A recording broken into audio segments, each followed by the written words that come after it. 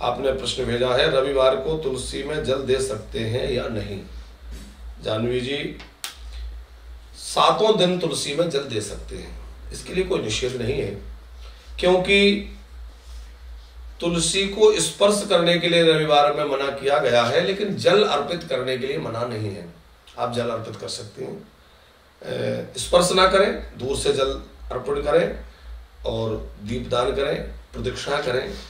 नित्य प्रति तुलसी का पूजन अर्चन होना चाहिए। जो कोई नित्य प्रति तुलसी का पूजन अर्चन करते हैं उनके घर में देवताओं का वास रहता है। भगवान विष्णु, भगवान नारायण उनके घर प्रसन्न होकर विराजते हैं, लक्ष्मी उनके घर विराजते हैं।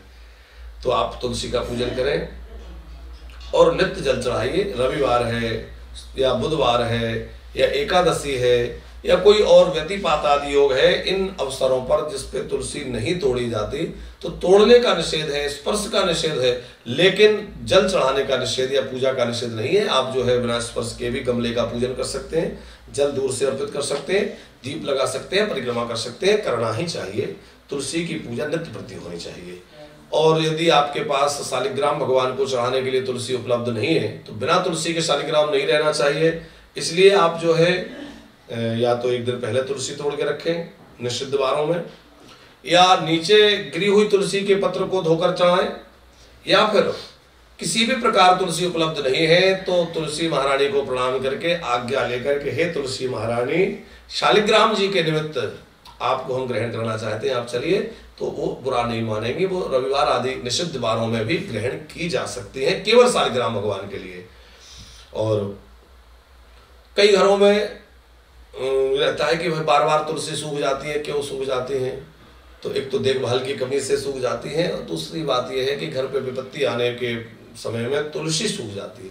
कोई बड़ी विपत्ति घर पे आने वाली है, तुलसी सूख जाती है, तो तुलसी महारानी हमारे ऊपर आने वाली विपत्तियों को रोक लेती है, ऐसा माना जाता है।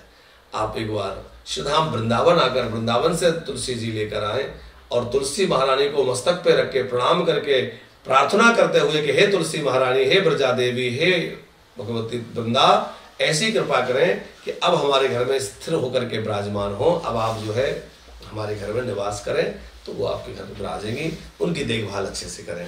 बहुत अधिक जल डालने से भी ठीक नहीं है। बहुत ज्यादा जल डालेंगे और वो गमले से यदि नीचे बहता है तो ये भी एक तरह का दोष माना गया है, इसलिए नीचे जल ना बहे। कई लोगों का प्रश्न होता है कि सूखी हुई तुलसी दल का क्या करें, सूखे काष्ठ का क्या करें? तुलसी सूख गई तो उस तुलसी की काष्ठ का, लकड़ी का क्या करें? तो देखिए, यदि मोटी लकड़ी है आप उसकी कंठी माला बना सकते हैं, बनवा सकते हैं।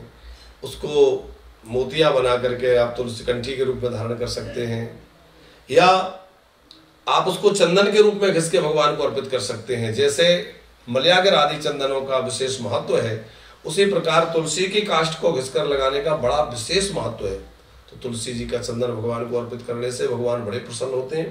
तुलसी जी का चंदन, तो तुलसी की काष्ठ को चंदन के रूप में प्रयोग कर सकते हैं, या फिर आप जो है तुलसी काष्ठ को हवन में प्रयोग कर सकते हैं।